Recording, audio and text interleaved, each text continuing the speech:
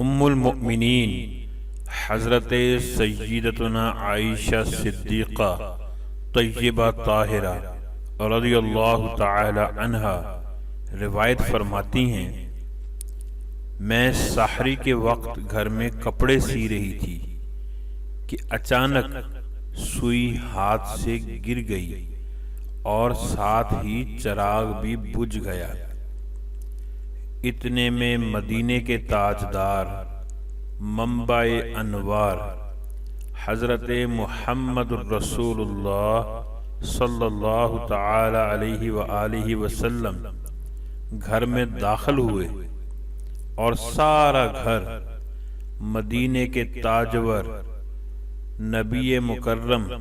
صلی اللہ علیہ وسلم کے چہرہ انور کے نور سے روشن اور منور ہو گیا